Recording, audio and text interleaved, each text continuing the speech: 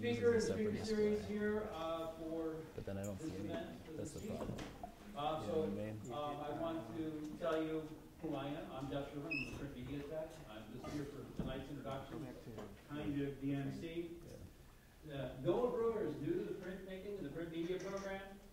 He's the new area head for print media at UB. He received his BFA in printmaking from the Rhode Island Institute, Island School of Design, and his MFA in visual arts from Columbia University, and a graduate research certification in traditional Japanese woodblock printing and paper making from Kyoto Chika University. Noah just returned from installing a solo show called Something Stolen, Something New in Montreal. He just got back this weekend on that. So now we're just making sure that his notes are set up on his laptop, so you don't read his notes and you can see the slide. But I'd like to introduce to you, you all set? Yeah, I think so. Thank you. Noah Brewer. Thank you. You got to control the lights, though.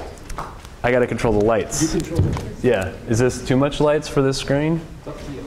Well, I'm not sitting in the audience. Let me so. just do a little, let's do a little half. That's a little Is that better?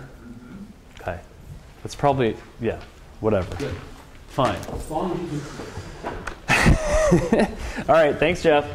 Hi, people. Some students I have in my class, I think. A couple of you. Okay. Okay, I'm Noah. I'm brand new to this school and to Buffalo, and I'm getting the lay of the land. So I want to share 3 distinct projects that cover almost, I don't know, 15, 16 or more years. And they're really different, but I think they cover a common sensibility and a common approach to art making.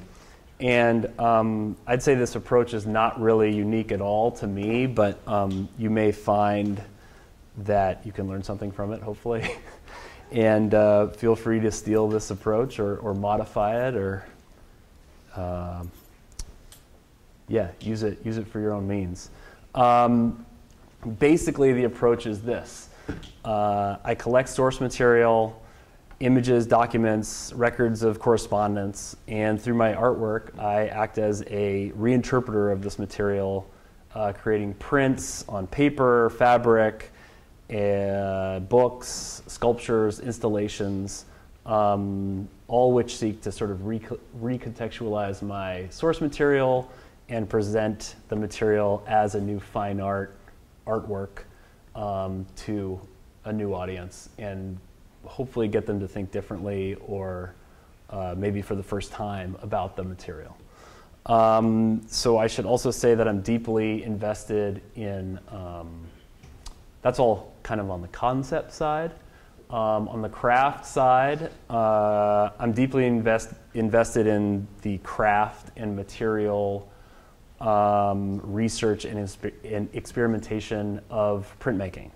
So my formal training is in printmaking, and my practice is very much centered around the fusion of traditional print techniques, such as traditional woodblock or etching or engraving, and 21st century tools such as digitally driven routers or laser cutters. So you'll see a lot of that in this presentation. I've lost my cursor, but maybe it doesn't matter. So let's dive in. So this goes back 18 years. We're going to speed up really fast, but this is a good starting point. This is a friend of mine that I grew up with named Mike, and during 2005, while I was doing this interesting 1 year in Japanese printmaking in Kyoto, Japan, my buddy Mike was in the Marine Corps, having a very different cultural experience in a foreign country. He was in the Marines, and he was invading Iraq. And he periodically was sending me photos of him and his fellow platoon. and these are just totally bizarre to me. I think it's tough to even empathize, especially for the undergrads in the room. Like 20 years ago, it was like pre-YouTube, pre-Facebook, kind of early internet, actually. And instead of getting like video updates from Ukraine, as we are every day from people on the ground, when Mike got back, he did 2 tours. He gave me 2 CDs, disc media, with several hundred photos that were sort of collected by his platoon mates from their 2 tours. And so those photos, they're from 2 tours in 2003 and 2005. And, you know, they were like a motley crew of people my exact age at the time. Some being like really silly, some serious, some scary, some like not safe for this presentation. And Can I ask you to see if you can turn up the mic on the Yep. video? Yeah, because I have a streaming to a Zoom here. Got with it. somebody. So if you can go to the press on and turn Yep. the mic there. turn up the mic. Yeah, podium mic. It's all the way up It's now. all the way up now. Check, And check, just check, check. make Oh. sure it's turned towards you. Okay. Yeah, the other one is recording for the video. Can Right. you turn down the lights because it's glaring? Okay, got it. Thank you. It's got, All the 2 videos. Jeff's got a lot of I demands. have high expectations, and I'd like you, Matt. Lights. Is that? Oh, yeah, that's Ooh. You're good now. All right. Now I can't see any of you, but that's okay.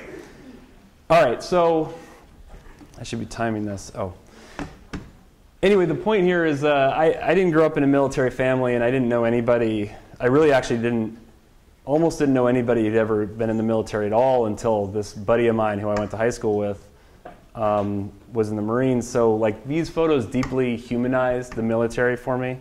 I made a lot of anti-war art as an undergrad and at the very beginning of the Iraq War and very much against it. But anyway, when I became in possession of this kind of cache of hundreds of photos of my friend and some of his friends, it felt like a real interesting bit of source material. And I didn't want to make like sort of patently anti-war work.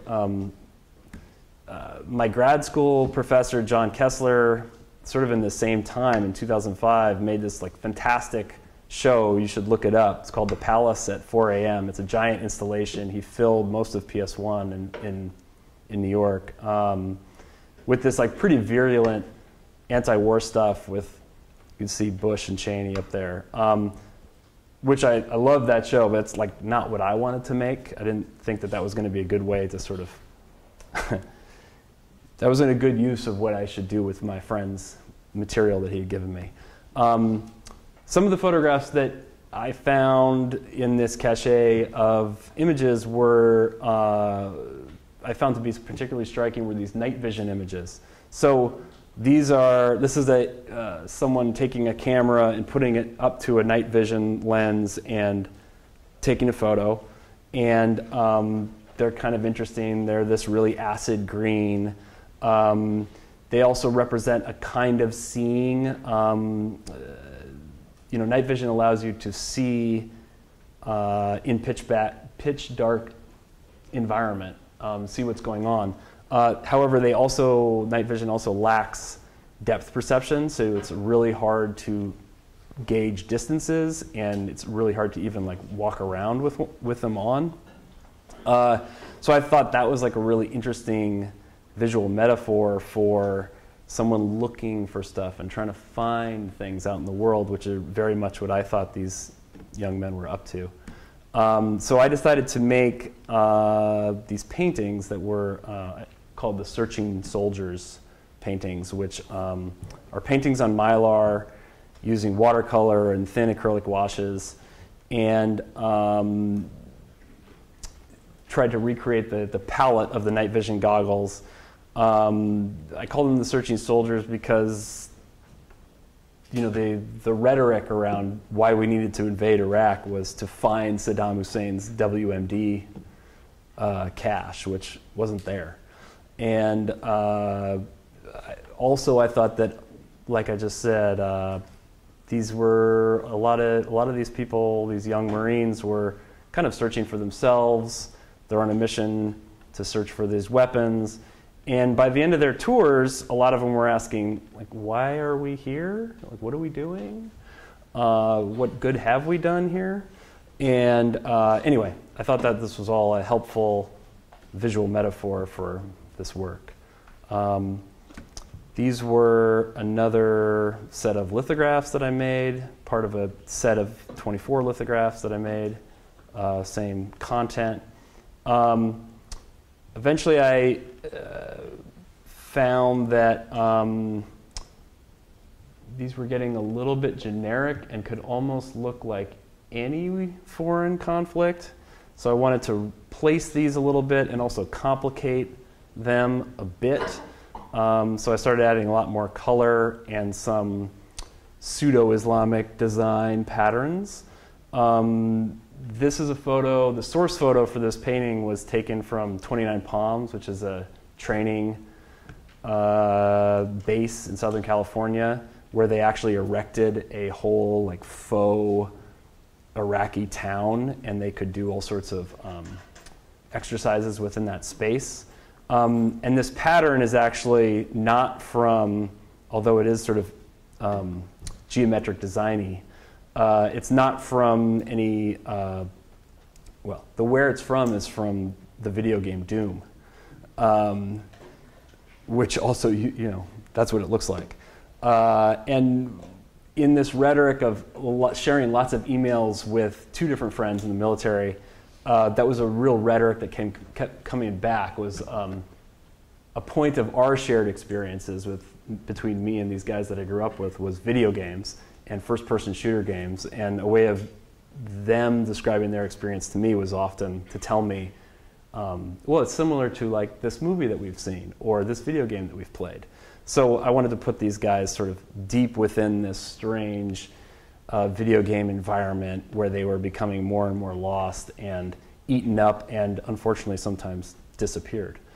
So here's a little bit more of that same kind of idea in printmaking. This is the source photo for this is a soldier who's wearing a blindfold from a training exercise in which they're supposed to be doing various tasks while blindfolded. Again, like that's a pretty easy metaphor for, well, it was described as a faith-building exercise to me. So I was like, oh yeah, well, blind faith in one's leaders, faith in one's own ability, being able to do stuff without seeing or maybe without thinking very hard. I didn't really mean this to be a damning critique of an individual person, but more of a metaphor for the entire, what I think was a very foolish exercise, that being the invasion. Just a last image of a person in a vehicle with a big tow system, which is a surface-to-surface missile system. It's sort of like an anti-tank rocket launcher. Again, sort of this person's being hidden in layers of different, somewhat generic Middle Eastern design, and this one specifically looks like kind of a target over and over again, this different round target system, and being kind of consumed by it as, again, like kind of a metaphor for people being confused as to their purpose and as to their place in the world and what the goals are, because over 20 years the sort of stated goals kept shifting from leadership. This is installation using woodblock prints and laser cut pieces of wood. This was sort of my idea here. This is called the B-2 windmill, made of 12 stealth bomber shapes. It's actually a functioning windmill. Yeah, okay. I'm gonna move on. That's one recreation of it later inside. Okay, I'm going to go fast here because we don't have that much time, and I want to show 2 more projects still. So, Sudden Shift, different project. This is about, this is a whole new archive. So for this project, I sampled one of the most widespread popular print forms of my lifetime, 1980s era baseball cards. And the archive for this sampling was my own childhood collection of mostly Topps brand baseball cards. I think of the baseball card not only as this bit of nostalgia from my own lifetime, but also think about them as what they are, which is commercial offset lithography. They're prints mass-produced on a grand scale and made for trading and buying and selling, not unlike printmaking in the fine art print world, although on a much bigger scale. So to sort of further understand that, this is the Honus Wagner card. It's a very famous baseball card. It's maybe the most valuable baseball card there is. It's in the Metropolitan Museum. Trade cards of this kind of baseball card, were a part of what's called trade cards, which are prints made on an industrial scale and traded. And so before the baseball cards were even popular, trade cards that look like this were popular. These are little images. Trade cards were usually kind of like small advertisements. They might be in a magazine, or they'd come with a product that you'd buy. So this image on the top left of Chase's liquid glue is actually a trade card of the liquid glue, and what they're doing in that image is they're gluing trade cards into a binder as a collector's item, as I would later with my own baseball cards. Of course, all printmaking, all 4-color process printmaking uses some form of this 4-color print process, this cyan, magenta, yellow, black, CMYK print process, which allows you to print 4 colors but get the illusion of continuous tone and color. So that's a reference within the work I'm going to show you. Last sort of inspiration here was, I'm trying to show you sort of 4 different points of inspiration for what I ended up making here. But the last point of inspiration was thinking about what other fine artists have done with some of the same material. And so one of my art heroes is certainly Sigmar Polke. These are 2 Polke images that they're paintings that he's used printing airs as sort of the central focus point of his painting. So the one on the left, this woman on the upper left who looks like she has like a giant slug on the back of her shirt. That's probably like a little hair that got stuck in the offset press. And so Polke has enlarged that and made that the kind of the focal point of the piece itself. And on the right, in the Salamander Stone painting, that's again his reproduction of one little dot that probably got somehow exploded in the printing process, and he was very interested in that. So those are like using the process as the purpose for making the image and making it about the mistake. So for me, I took my collection of cards and glued them down to a hard surface and then laser cut them. And this shape that I laser cut was a very much enlarged piece of that dot pattern. A little bit abstracted so that I could actually make a contiguous line to laser cut them. And then I made dozens and dozens of these collages, which often resulted in taking them apart like puzzle pieces and then putting them back together, so that now Lenny Dykstra's got sort of an Exquisite Corpse vibe of a hand coming out of his knee and a second head coming out of his bigger head. So I really enjoyed that fun situation. This is another example of making a print and then laser cutting very much enlarged CMYK dot shapes. This results in kind of a defamiliarizing effect, right? Like in these ones, the baseball players are almost entirely gone, and the image is now sort of like the polka example. It's kind of about the CMYK dot and less about the baseball player. And in that way, like, these are really prints about printmaking and not so much about baseball or nostalgia.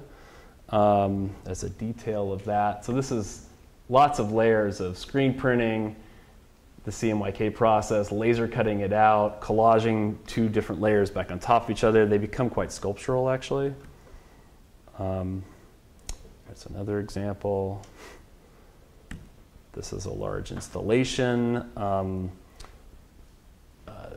next slide is a detail from that. So I should say, I'm also experimenting more with a laser cutter as a mark-making tool.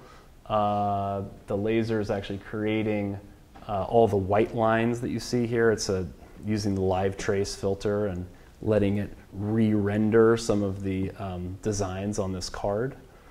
For me, that sort of symbolizes an intervention with the computer where that vector-based line drawing becomes the hand within the machine. Yeah, we'll come back to that.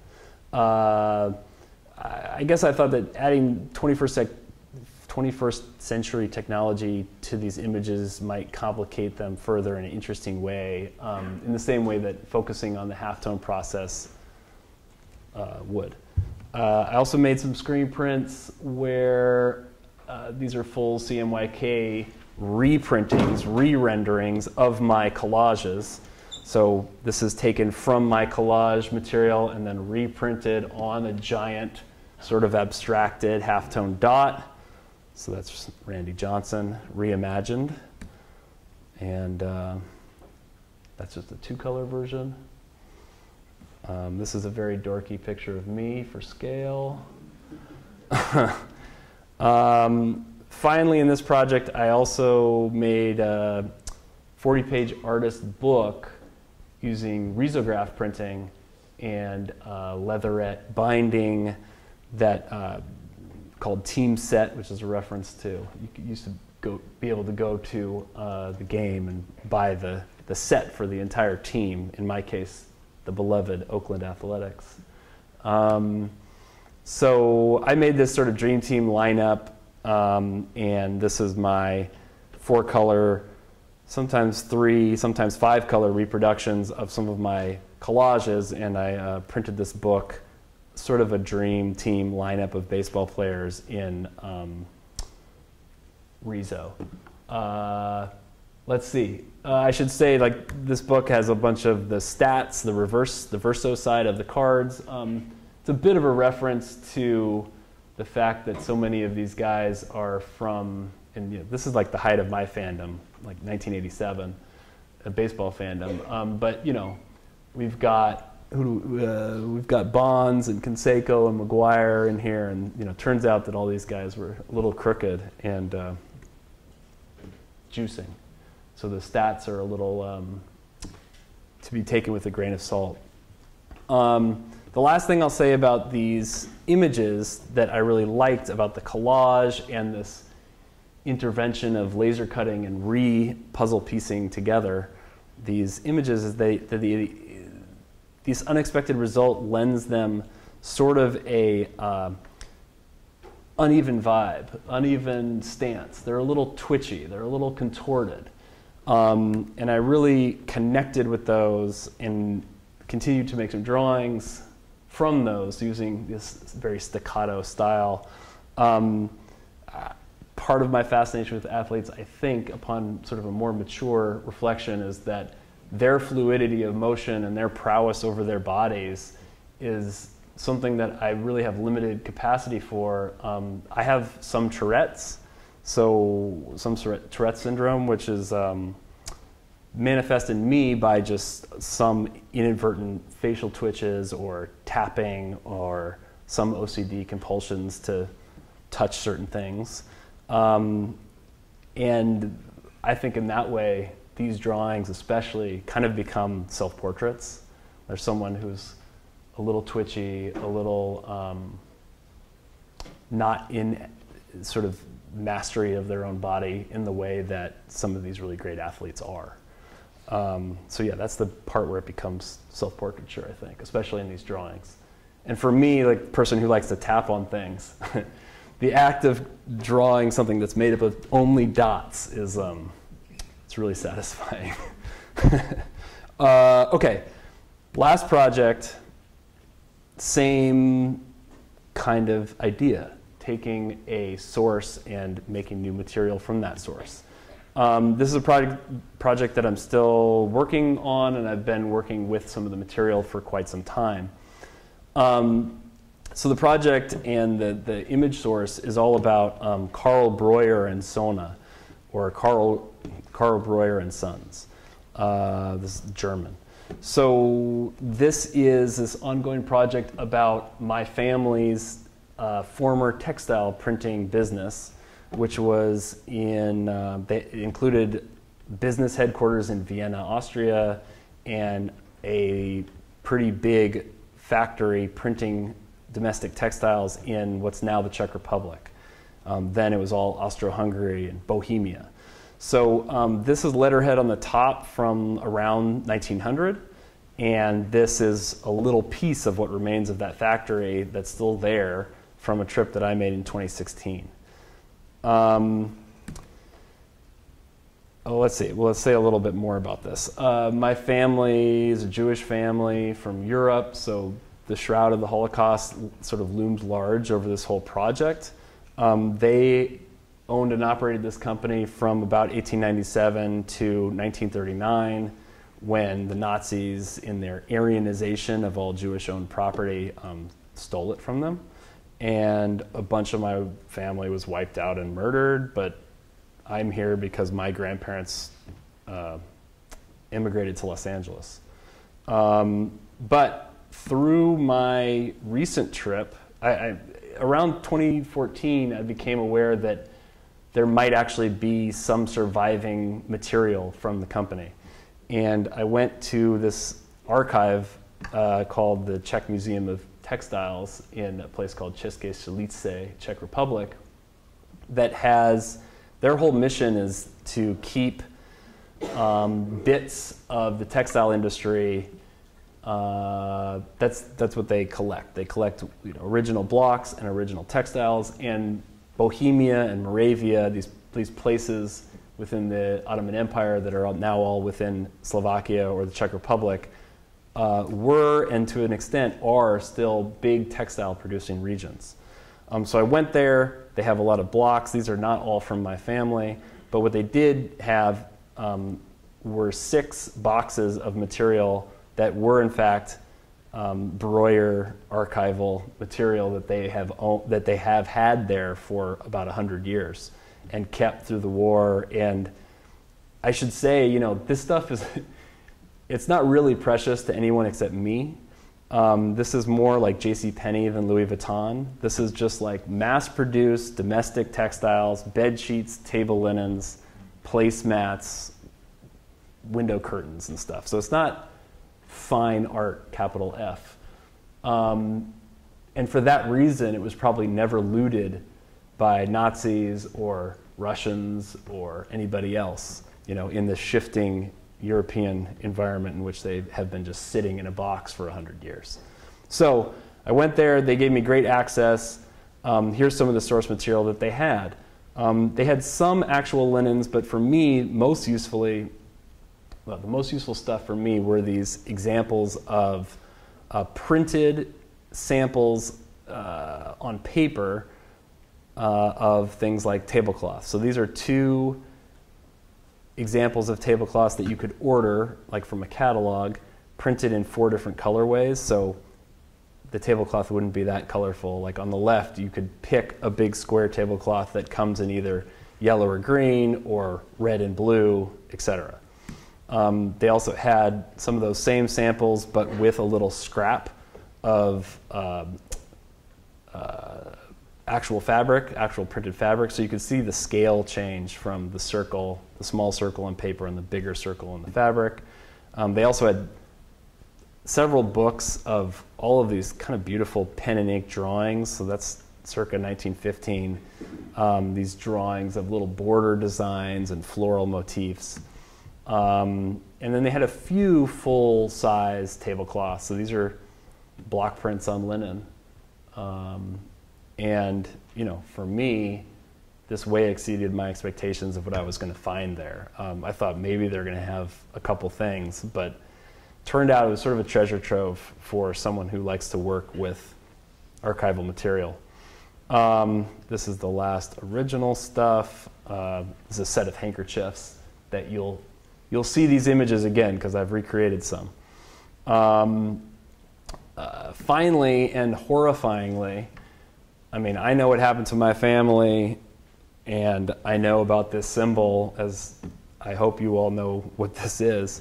But the most horrifying thing that I learned there was that shortly after this factory was stolen away from my family, they made these stars there, right? It's a textile producing factory, and the Nazis took it, and then they needed some textiles to be printed. And so the idea that like this family that was the lifeblood of a whole Jewish community then turned into a publisher of the most iconic symbol of their genocide is like pretty horrifying. So, heavy shit. So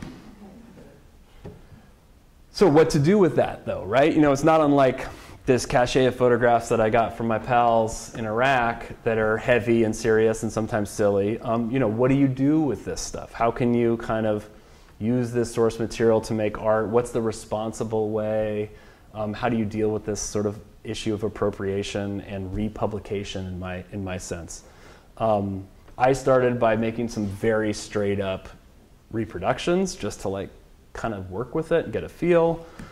Did that for a while, as is my want, kind of mixed and matched. It's funny, when I look at this stuff, sometimes aesthetically I'm just doing the same thing over and over. You know, I've done this with the baseball cards, printed stuff on top of each other. That's probably just my own aesthetic bent. Mixing and matching, republishing. So these are prints on paper, more prints on paper, using a variety of different media. So those are screen prints, these are relief prints, using a laser engraver to make some stuff. More screen prints, so that's like a reproduction of the handkerchiefs, but kind of arranged as a little whimsical cocktail napkin display. I've also made some things that more directly tell the story of, you know, the narrative story.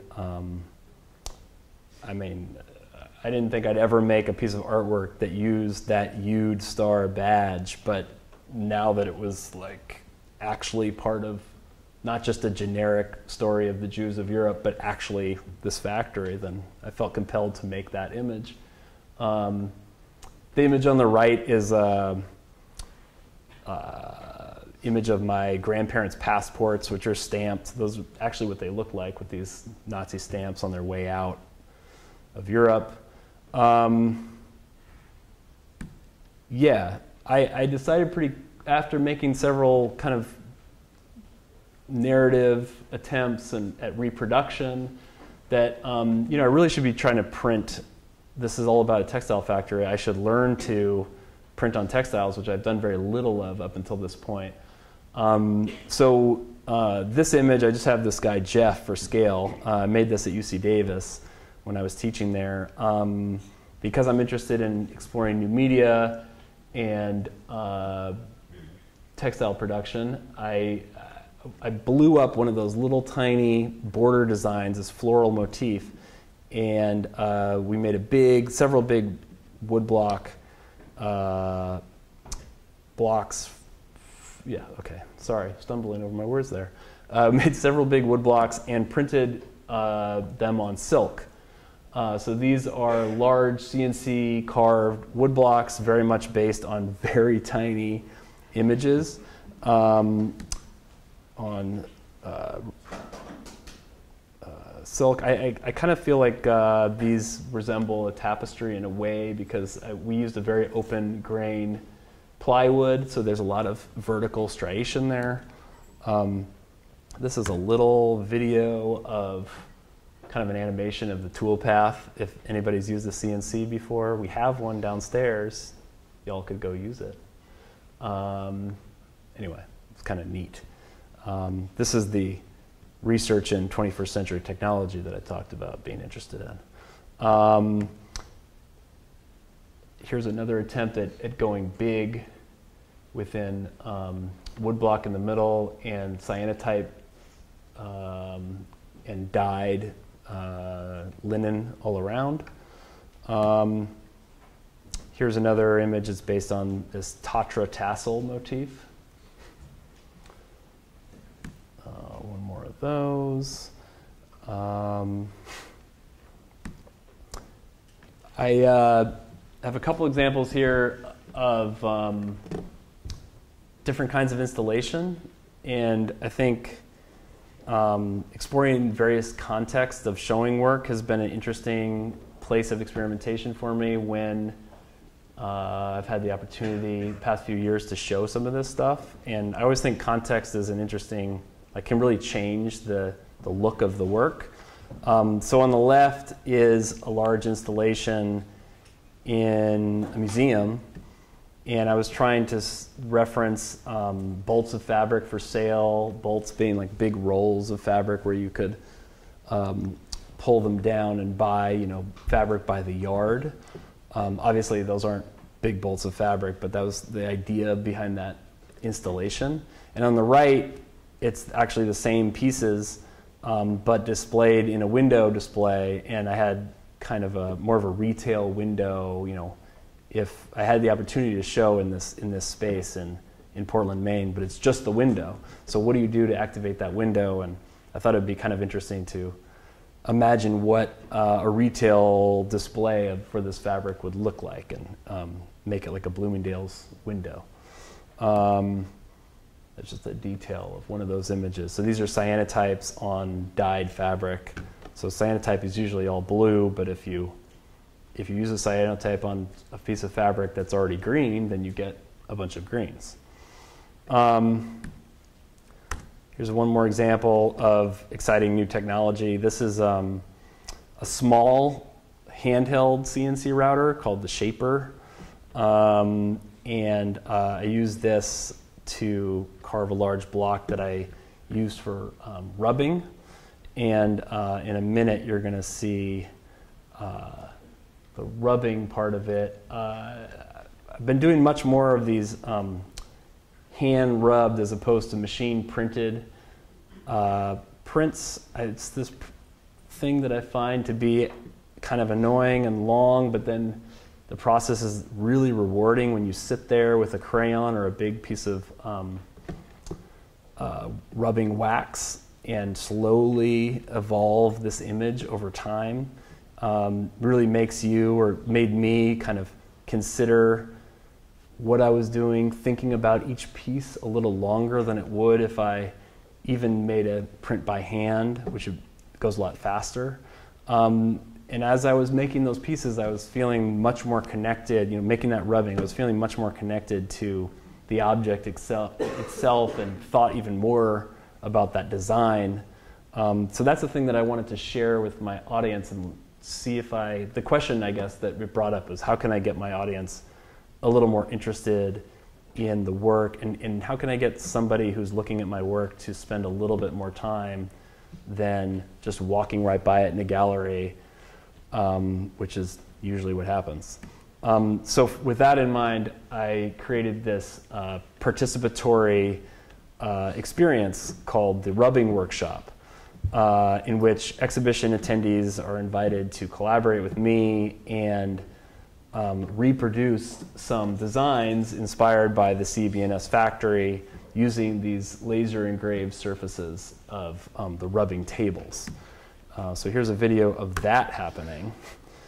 So my idea is that when this is happening, there's a little bit of the soul of the factory is actually resurrected, at least during the workshop. People are working together, they're sort of reanimating the energy, and the workflow. Someone makes a rubbing and hands it to the right or the left, and there's color decisions being made, and there's collaboration. People are talking about stuff. There's also, obviously, or if it's not obvious, a fair amount of improvisation and even play going on with these workshops. And actually, it's really been the most satisfying piece of making of this project, is getting to share the making part with other people. It's the kind of thing that printmaking is really good at generally, is like community building and making something together. But these rubbings are really kind of person-friendly.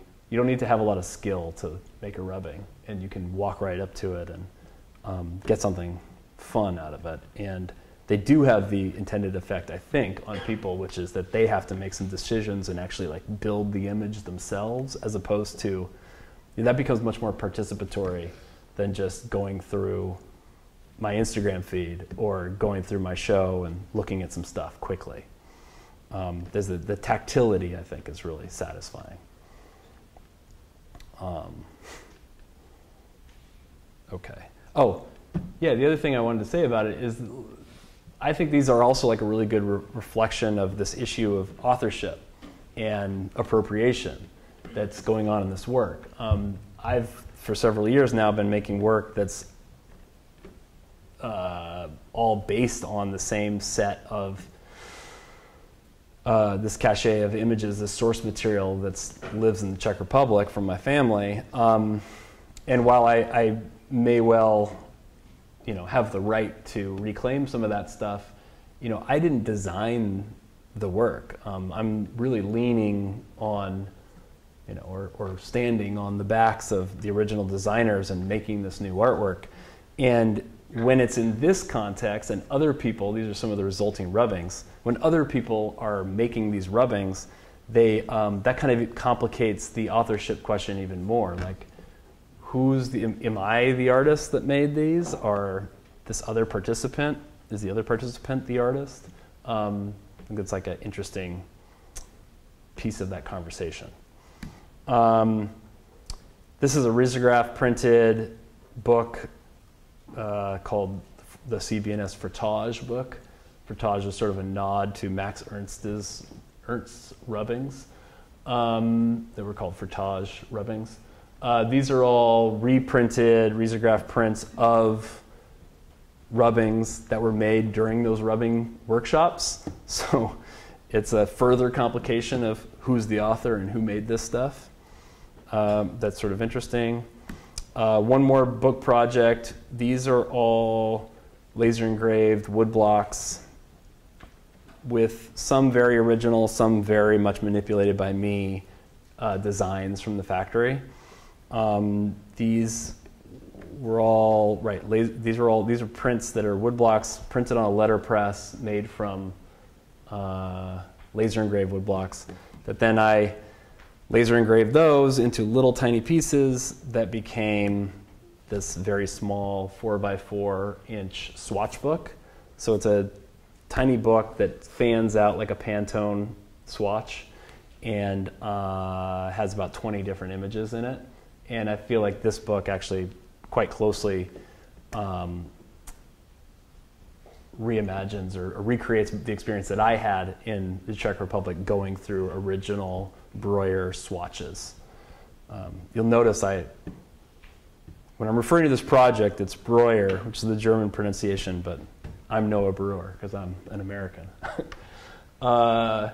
Okay, finally, last little bit of material here. I'm just going to show you quickly two projects that are still thematically about this CBNS textile factory, but just in the past few years I've had the chance to do two really fantastic residencies working in different media, and they both reflect, again, like material interest in print-based sculpture or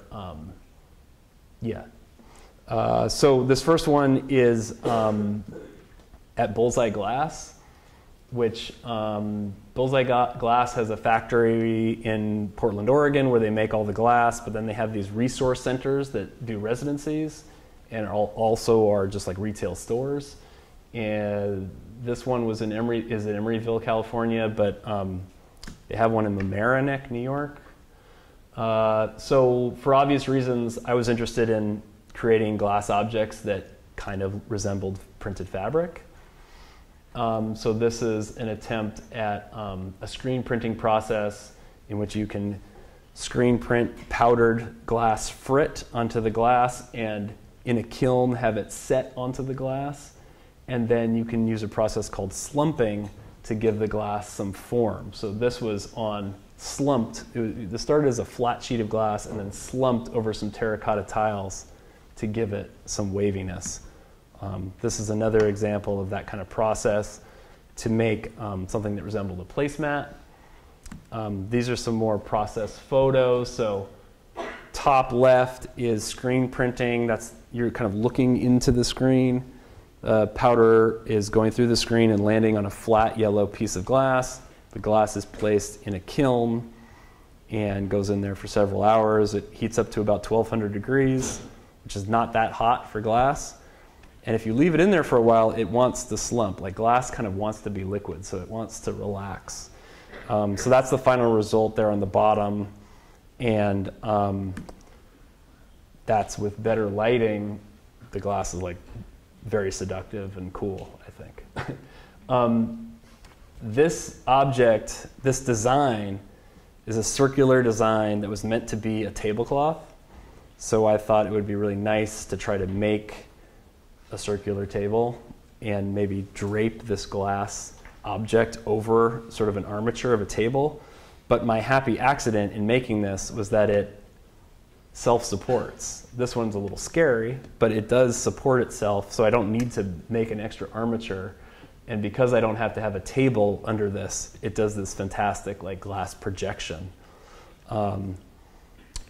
Here's two other round tablecloth designs repurposed as small glass table sculptures. Kind of look like wedding cakes now, or birthday cakes maybe. Here's a couple, just one or two more large pieces from that. This starts to reference like a temple or a more liturgical space of a stained glass window kind of look. That's from a show last year installed. This is another big glass piece of all the pieces coming together, and another dorky picture of me for scale. Those two pieces are in the process right now of being finished with some steel armatures so that they can be self-standing. And there's actually those three pieces on the bottom are going to be in a show in January in Brooklyn at Urban Glass. This is last week in Montreal at my show that just opened at Atelier Circulaire. Terrible French, Circulaire. And that was 4 glass sculptures and 7 paper pulp pieces. And the very, very last thing I'm going to show you is a couple paper pulp objects, and then I'm going to stop and see if anyone wants to ask me any questions. So the last just couple images I'm going to show you are a second fellowship residency that I did last fall at Dieudonné, which is a paper making place, paper mill in the Brooklyn Navy Yard. I had a very limited window to do this residency, partly because of COVID and partly because just that's what was offered to me. So because I only had like a week to do things in there, I really wanted to make use of my time, and I decided to make rubber molds, urethane rubber molds, that we could make these low relief paper sculptures with. And I wanted to do that for 2 reasons. One is they're 100% cotton. I thought that would be a great use of thinking about cotton textiles and linen textiles again and recreating them into something new. And also, there's something like, I don't know, to me these sort of reference, in my head, they kind of reference pre-Columbian Mesoamerican like stone tablature or something. There's something so kind of ancient and permanent looking about them. Now when you pick these up, they're super light and they're just paper. So that's kind of an interesting material bait and switch in a way, that they look really permanent and they're so fragile, but that's kind of a nice little visual metaphor also. There's lots of process stuff to talk about. I don't know, if someone is curious about this, I could totally talk more about this, but I kind of think I should cut this off. And the last thing I'll say about this body of work is, yeah, I guess why the animals. I decided to make sort of a menagerie of animals, 7 different animals that these are all these animals were just picked out of little border designs or pieces from this family archive, and I kind of wanted to make a series of them because they somehow to me reference something about a possible extinction, a possible fragile nature of an animal on the run, an animal in danger. They speak to something kind of ancient, I think, and there's an immigration metaphor there too about travel and one's safety. And now I feel like I'm babbling, so I'm going to stop. But that's the last little set. Oh, because I just added this 15 minutes before the talk. I should say that I was definitely inspired by these pieces by Mel Bachner when I was making these. Here's just another contemporary artist who's working in a similar way. If you don't know who Mel Bachner is, you should write that name down, Mel Bachner. But he's made a whole career of working with text and using synonyms. So like this is all silence and then a bunch of synonyms for silence, going all the way down to an aggressive way to say for silence. But this also is very, it's a really good use of print. I think of these as prints, like a mold making that you can make in different forms and different colors. And okay, I just wanted to show that. Okay, I'm gonna cut myself off. I'll take any questions about any piece of that, and technical questions, conceptual questions, etc. I guess it's on me to turn the lights on. Right. Hello. Hello. Sorry, that went a little long. Okay. I'll take a question. Anybody got a question? Sure. What was it like working with the archive? Like getting the access to that information? Yeah. And how did you transport it back with you? Sure. They gave me great access. I actually found somebody on Facebook, a Czech person, English speaker, who, I connected, yeah. I needed like a intermediary for the language barrier.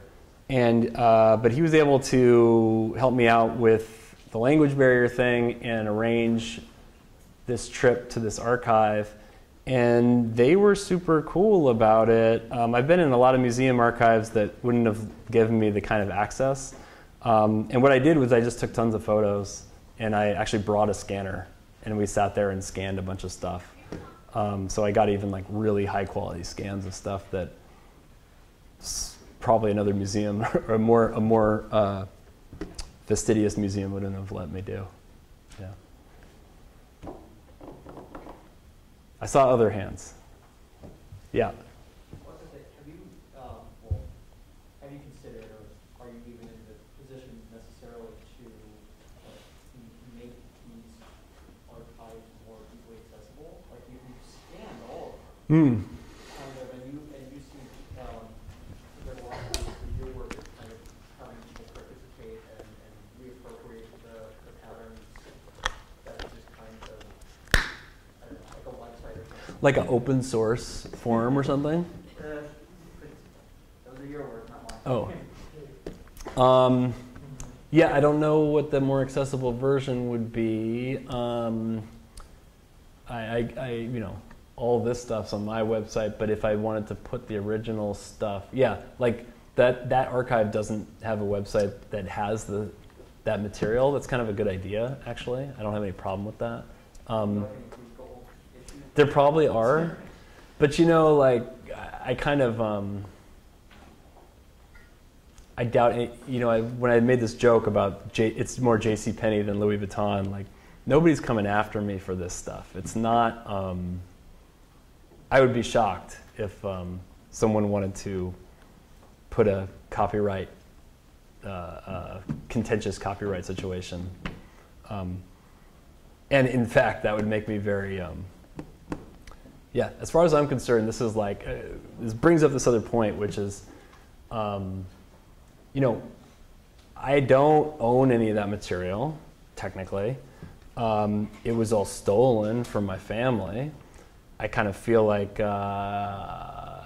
there's a bit of a reclamation project here, as just a big picture thing of nobody got to inherit this stuff, or even like, yeah. So there's a kind of but I do have the ability as an artist to republish, reimagine, reprint, and resurrect some of the lost inheritance of, I mean, it's really my father's inheritance, and make these new objects, which actually feels really good to be able to reclaim some of it. Yeah. Who else? Who else? I saw some hands. There's somebody over there. Sure. Sure. The technical process, how many people have done mold making? Some people. Okay. So, oh man, now I'm going to have a problem here. Can I actually control this? Because I anticipated this type of question, and I want to show you a couple images. There we go. Here are some quick technical images. I made, again, because I went to this source and digitally scanned everything, almost everything that I've remade from these in this project has been fed through the computer at least once or twice. So I made some digital designs. There's a little Illustrator design that's already been, you know, this is my new rendering of a motif from over here and another motif from over here. Here's the cat, and here's this flower design, and that's the composition. And then I laser cut on plexiglass the different layers and laser engraved some texture, like all of that texture that you see. And then I made, so that's coming off the laser cutter. And what that does is it engraves all those designs, not very deep, but it gives you a little texture.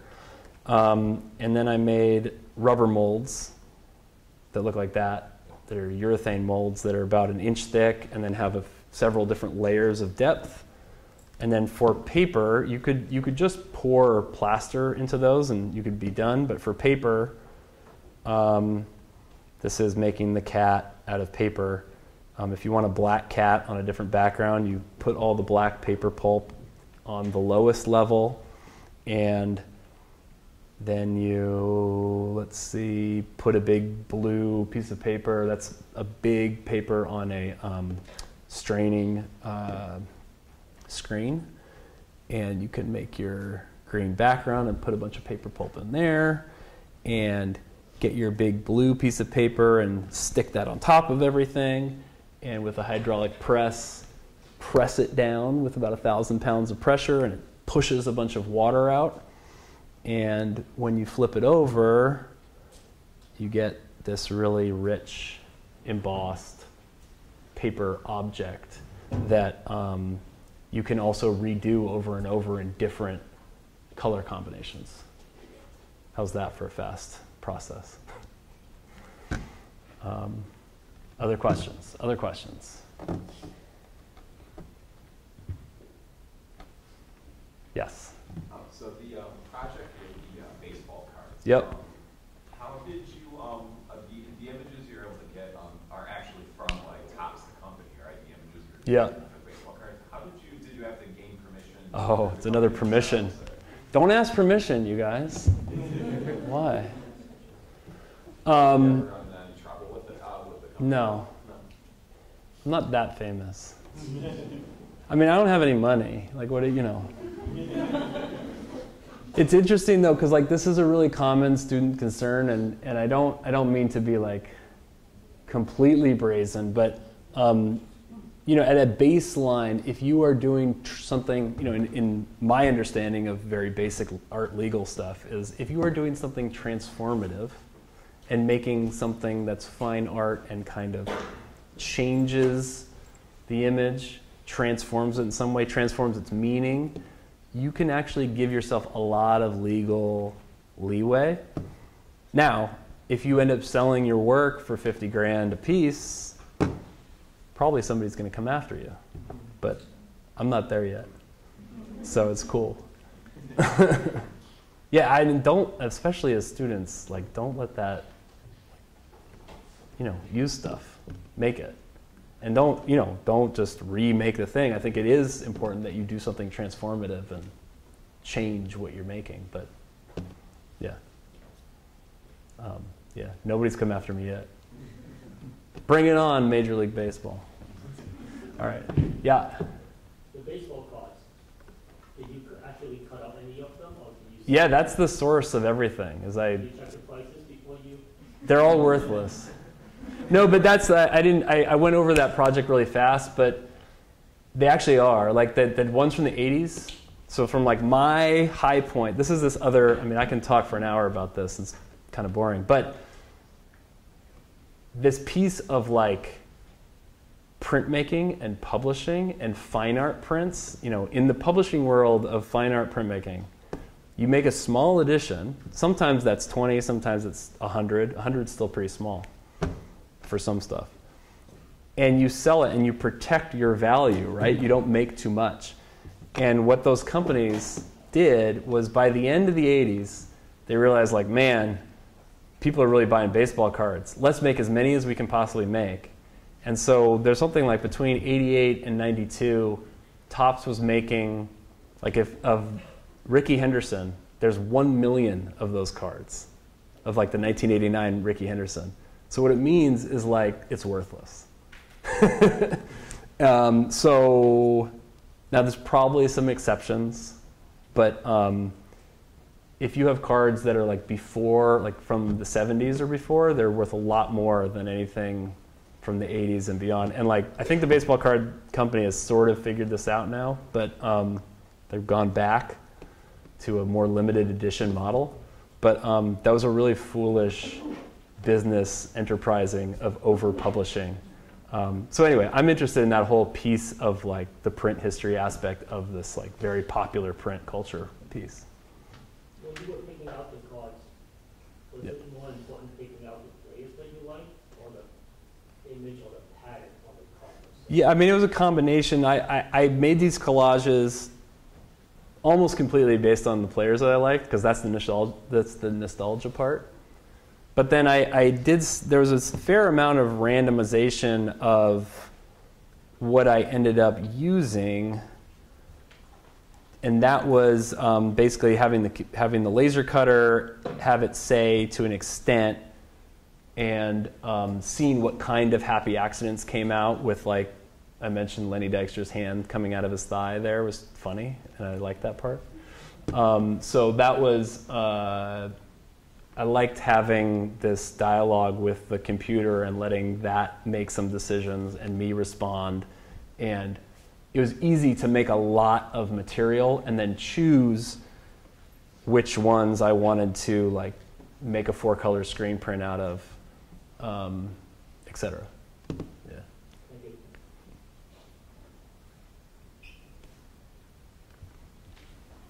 Anybody else? You guys are all ready for dinner. Jeff's got a question. Hi, Jeff. How you doing? Okay. You know, when you were going from the Ben-Day dot patterns and, you know, cutting up your characters, Yep. your charts, you went from this idea of this rosette and then abstracting it. Yep. Eventually, did you kind of see some of that same abstraction as you zoomed in on the stuff from the Carl Brewer and Funk? Because that's what I was kind of seeing, a bit of pattern and texture. It's like these forms tend to kind of repeat themselves. Yeah, I mean, there's definitely some amount of attraction, like my own attraction to that material. I think that it's interesting, like the time in which these are being made is like right around the Industrial Revolution, and some of these mechanized processes and the ability to bang out material much more quickly. But they're still not doing 4-color process yet, and they're not doing screen printing. So in the literal answer is no, because they're not doing that kind of printing. But yeah, I mean, this is a good example of something that I totally could recognize within my own work of, okay, you can totally see this as a 3 or 4 or 5 color woodblock print, right? And you can start taking apart the colors here. Yeah. But I'm more interested in Yeah. kind of the abstraction that occurs from the laser cutting of those odd shapes. when Right. you put them together. Because it seems to me like you look at these shapes and you see some of that same stuff happening. Yeah. And I don't, you know, like, yeah, this is spot color block printing. Right. And Buffalo was like big capital for making wood block printed bird wallpaper company, Right. you know, stuff like this. But Well, I think some of that stuff does kind of, this is sort of like Ghost in the Machine stuff, because when you start using this tool as a sort of collaborator, then it wants to do certain mechanisms and make certain shapes that, for better or worse, sometimes it like has the Adobe Illustrator stink on it and you can kind of see it too quickly. And I'm wary of that. But well, I guess that wariness that I see is when you overprint things, you're looking for something in the process that Yeah. there's something, just like with the rubbings. yeah, As how each individual reacts to it, but also how you decide you're going to react to it. Because it's not about that initial subject matter, it's about what's behind that. yeah. Yeah, well, and that gets to the, I think there's one other piece to like, that I always say to my print students, and that maybe is a helpful thing to just say in general. I like to figure out about between 50 and 70% of what I'm going to do, and then have between 50 and 25% randomness when you make your print. Like, I don't want to know exactly what this is going to look like usually. And so helping, I love that moment in print, in painting, in sculpture, but for my purposes, mostly in print, of I don't know what'll happen if I print this and then turn it 180 degrees and print it again. Based on experience, I have often a pretty good educated guess as to what will happen. But for example, this image on the left is the same block printed twice in 2 different colors. And so I'm getting a lot of a third color based on where that light blue and red overlap. But I didn't know exactly what that would look like until I did it. So that's a very loose answer to asking about that question. Does anybody else have any more questions of Noah before we call it night? Okay, well, I thank you all for coming tonight. Thanks, folks.